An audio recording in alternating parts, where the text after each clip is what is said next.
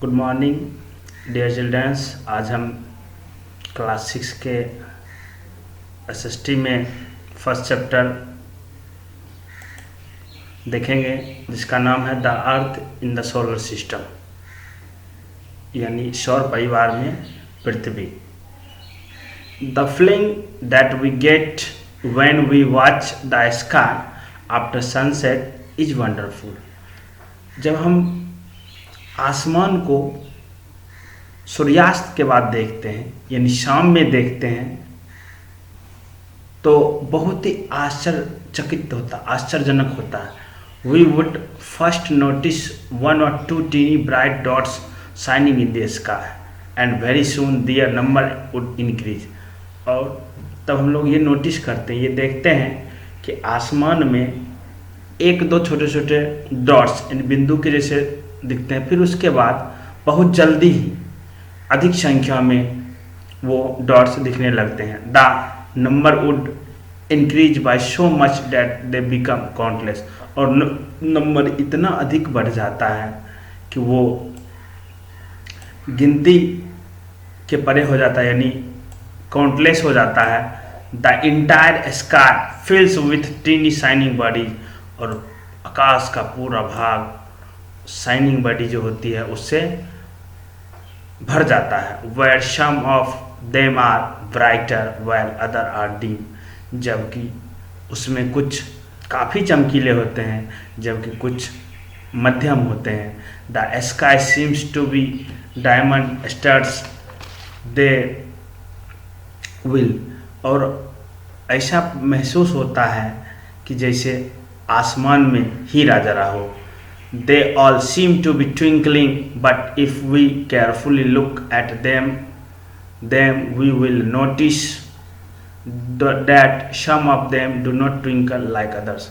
और जब हम देखते हैं तो कुछ ऐसे भी होते हैं जो टिमटिमाते हैं और कुछ ऐसे भी होते हैं जो नहीं टिमटिमाते हैं। They just glow without any flicker in the same manner as the moonshine। और कुछ ऐसे भी होते हैं जो जलने के साथ झिलमिलाहट के साथ दिखाई पड़ते हैं और चंद्रमा की भी चमक दिखाई पड़ती है। On most of the day moon can also be seen along with this bright objects.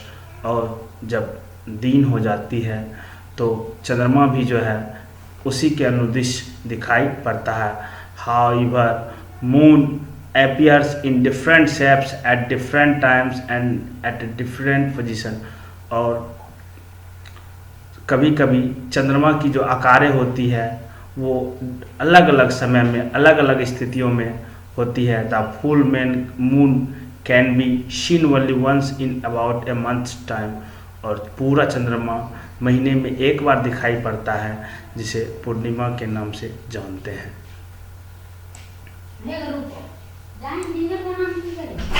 पूर्णिमा के नाम से जानते हैं।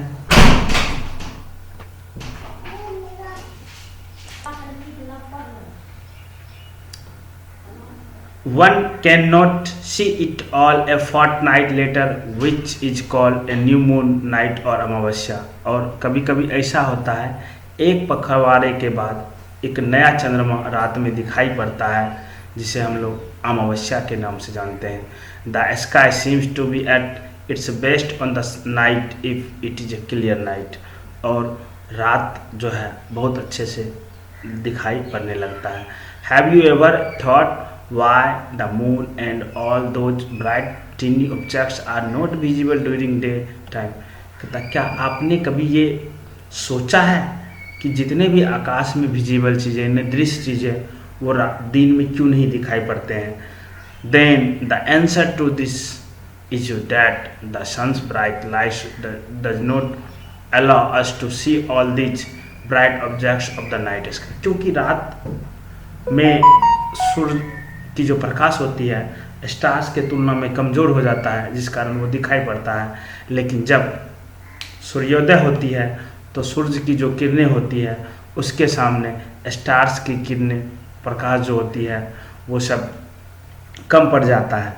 However they remain in the sky and day time as well. जिस कारण जो है ये डे टाइम में दिखाई नहीं पड़ता है।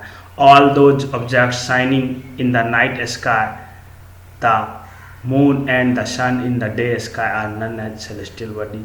और जितने भी वस्तु जो आकाश में दिखाई पड़ते चमकते हुए, या फिर चंद्रमा और सूर्य in the day sky are known as celestial body, और इस सब को सम्मिलित रूप से आकाशीय पिंड कहते हैं।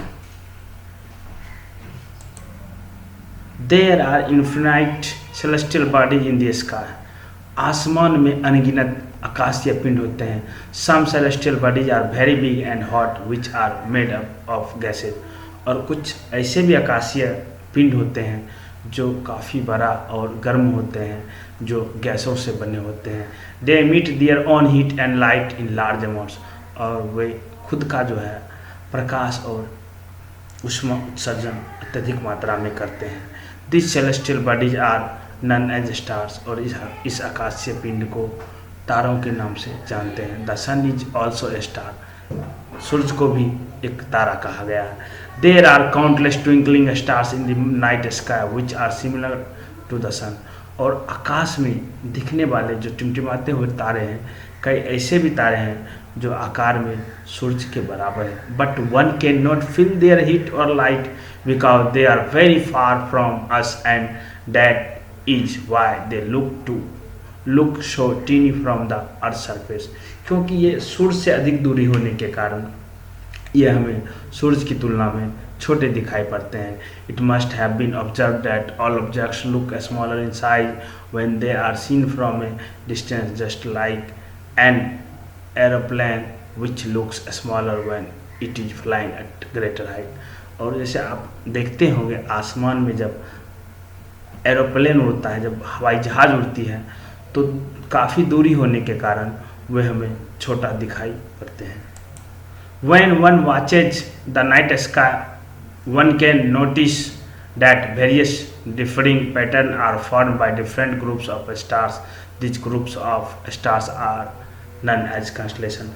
और कभी आप रात में ये देखते होंगे आसमान में कई तारों का एक समूह होता है, ग्रुप होता है, जिसे कंस्टलेशन के नाम से जानते हैं, नक्षत्र के नाम से जानते हैं, या फिर उसे तारामंडल भी कहते हैं। जैसे अर्सा मेजर और Big Bear is one such example of constellation, और अर्सा मेजर और ग्रेट बियर इसके उदाहरण हैं। Saptarishi, sapta seven rishi sages is one of the most easily recognisable constellation, और आसमान में दिखने वाले सप्त ऋषि जो आसानी से जिसे हम पहचान कर सकते हैं। जैसे आप आसमान में देखेंगे 7 तारों का एक समूह होता है जो लगभग 2 के आकार का होता है, जो आपके बुक में दिया गया है फिगर 1.1 में। That structure a part of Ursa Major constellation. Ask someone elder in your family or neighborhood to accompany you and show more stars, planets and constellation in the sky. और आप जो है अपने परिवार के लोग या फिर आसपास के जो लोग हैं उससे जो है इसके बारे में 7 जानकारी प्राप्त कर सकते हैं।